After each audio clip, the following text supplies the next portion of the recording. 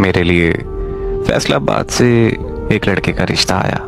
मुझसे कुछ पूछे बिना मेरे घर वालों ने हाँ कर दी, क्योंकि मेरी एक बहन की शादी उसी खानदान में हो चुकी थी और वो वहाँ बहुत खुश थी।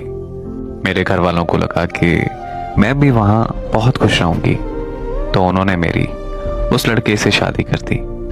शादी के 3 दिन बाद मेरा शौहर मुझे अपनी बहन और बहनोई के घर मुल्तान ले गया और हम वहीं रहने लगे, क्योंकि मेरा शौहर शादी से पहले भी वहीं रहता था और वहाँ ऑनलाइन काम करता था। तो फिर मैं भी वहाँ अपने शौहर के साथ ऑनलाइन काम करने लगी। मेरा शौहर मुझसे बहुत प्यार करता था और मेरा ख्याल भी रखता था, लेकिन ये बात मेरे शौहर की बहन को बिल्कुल हजम ना होती थी, क्योंकि वो हसद करती थी।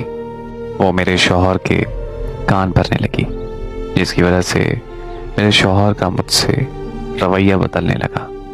एक दिन मेरे शौहर के बहनोई ने मेरे साथ ज़बरदस्ती करने की कोशिश की, लेकिन अल्लाह का शुक्र है मैंने किसी तरह अपनी इज्जत बचा ली।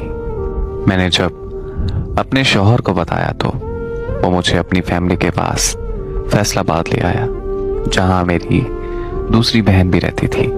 हम फैसलाबाद रहने लगे, लेकिन हमारे माली हालात बहुत ख़राब हो गए, क्योंकि मुल्तान को छोड़ने की वजह से हमारा ऑनलाइन काम बंद हो गया।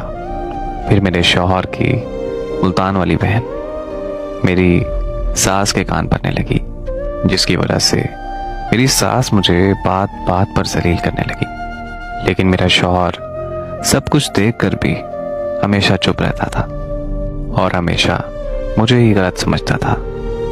एक दिन इतनी बड़ी लड़ाई हुई कि मेरी सास ने मेरे अब्बू को कॉल करके कहा कि अपनी बदतमीज और बदकार बेटी को यहाँ से आकर ले जाओ, ये जानते हुए भी कि मैं माँ बनने वाली हूँ।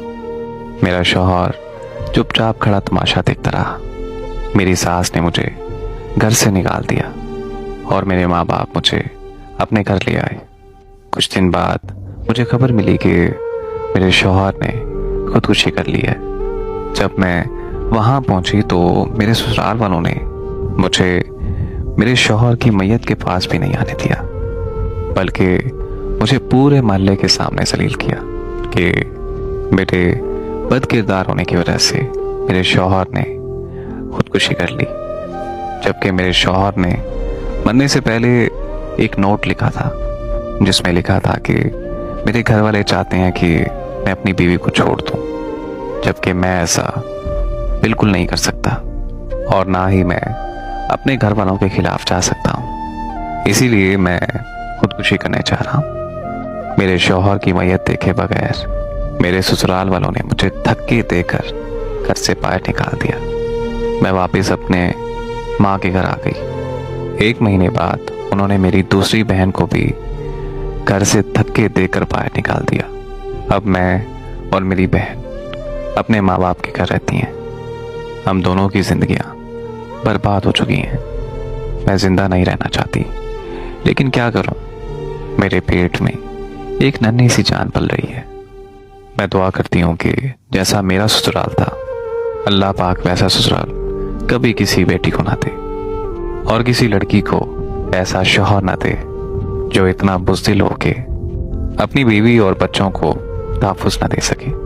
वो कहते हैं कि माँ बाप बेटी को दुनिया जहाँ की हर चीज़ दे सकते हैं, बस एक अच्छा नसीब देने से आ जाते हैं। मेरी दुआ है कि अल्लाह पाक हर बेटी का नसीब अच्छा करे। आमीन।